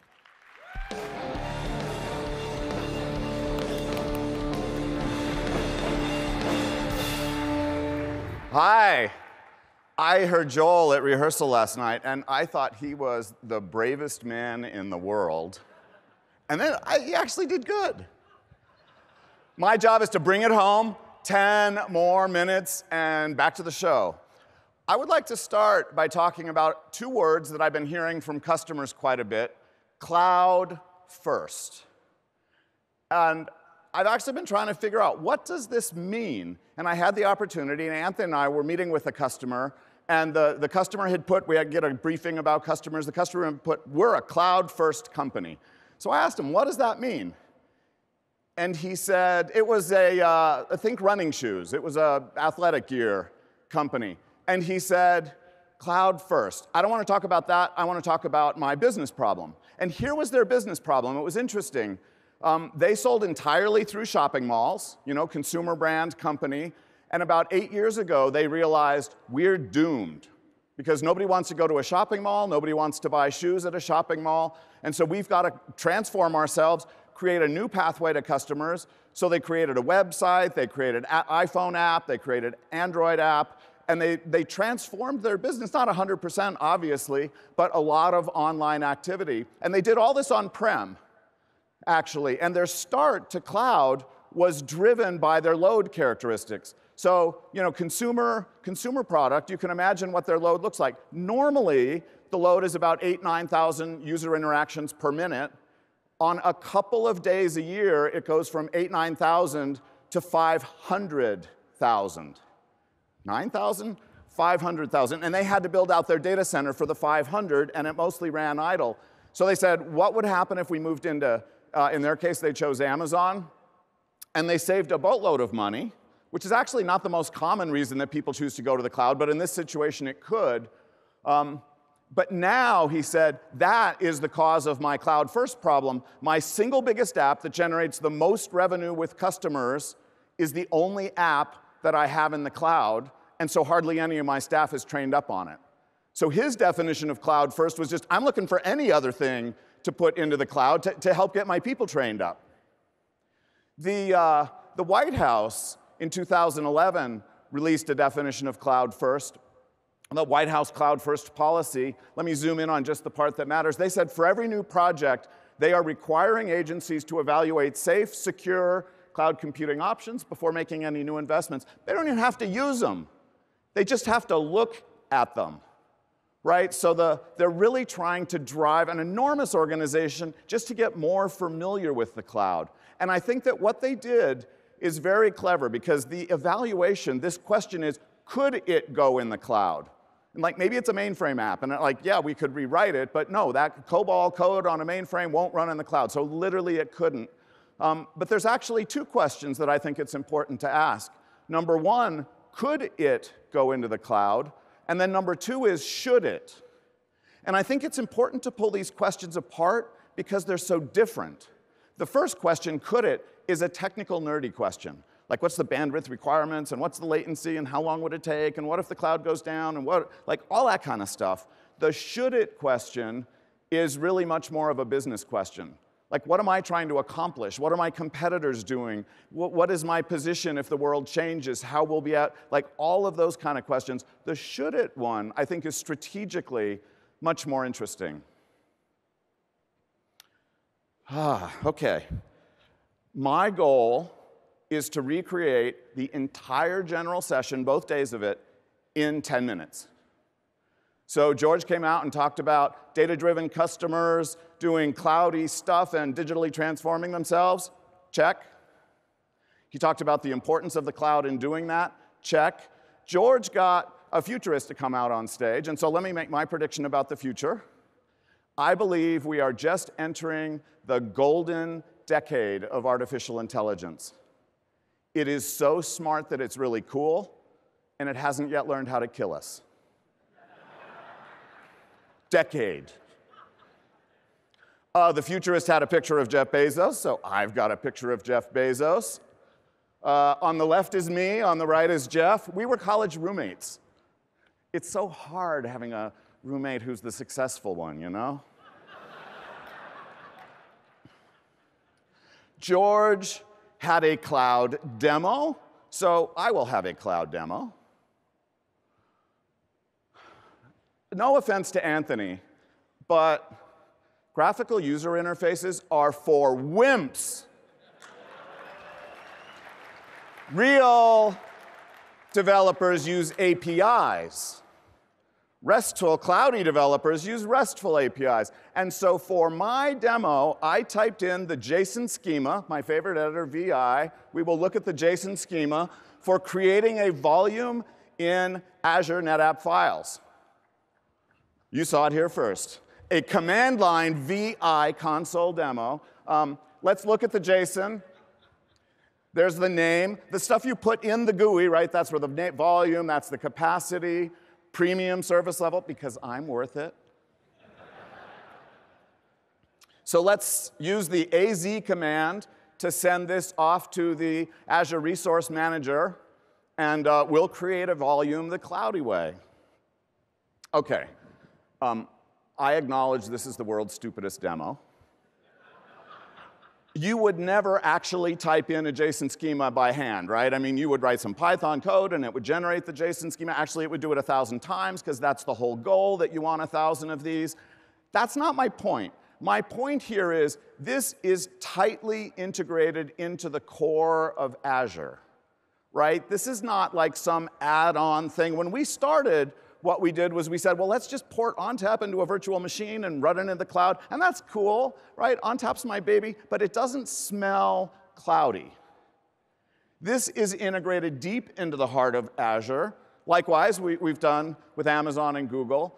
And the point is, this feels like what cloud developers would develop for cloud users, because it is. This is not your grandfather's NetApp. Okay, let's see, what's next? That's day one. Cloud, cloud, cloud, cloud. You could be forgiven at this point, the end of day one, for thinking, do they even care about on-prem anymore? In fact, I was giving a talk, it was 1 week ago, and one of the people in the audience, one of the customers asked, so what's your prediction? How long before you think NetApp stops selling hardware? And I was like, dude, that is not the goal. I will tell you, we believe that if we can help people get the data into the cloud that they want in the cloud, we will gain share on-prem.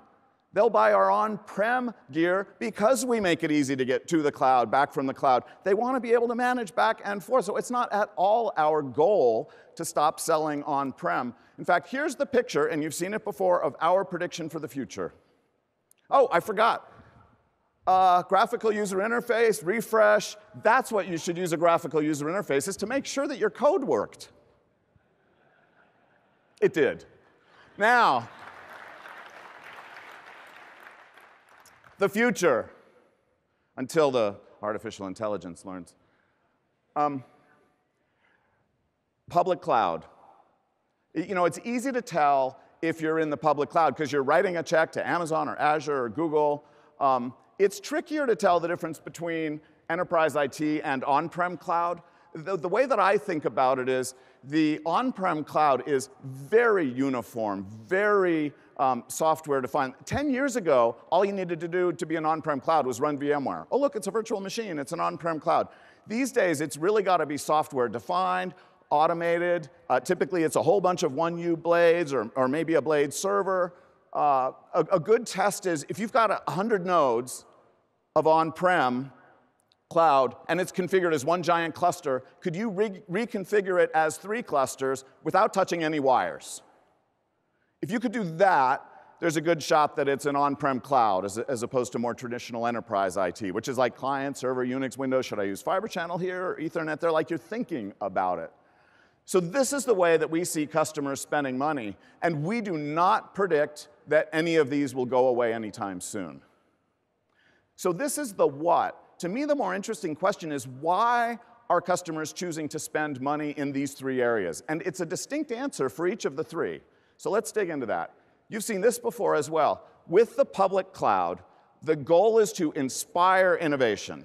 Now, I told the story of the shoe company and they saved money. That can happen sometimes.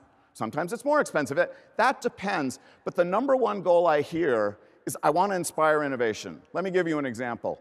If you, for some reason, you want to do a phone app and you want to have the app take a picture of the customer's face and do a demographic analysis and say, oh, look, it's a 30-something woman and she's happy, and then you do voice recognition listening to that person and the words come out and you translate it into text and then you run the text through a sentiment analysis to figure out whether or not the person's words sound happier. Like all of that stuff, and then you pump it into an AI engine. I am telling you, the team doing this in the cloud, the public cloud, will win every time, right? That's the innovation of the public cloud. Typically, a private cloud, what people are getting out of it is speed. You've built this infrastructure. You can just deploy new applications quickly. If you run out of space, well, you shouldn't because you're tracking that and you put in more. You've got some empty racks to put the next stuff in. You just know, you know how to scale it because you know right what configuration goes in. It's just speed of deployment. And as Joel said, if you're in the enterprise IT, where the bulk of your data center typically is, most people, that's what they've been doing for years, then your goal is to modernize it. Connect it to the cloud, make it flash, just get it going. Okay, let's see. I'm almost done recreating both days. Captain, I cannot do it. The dilithium crystals, they're breaking up.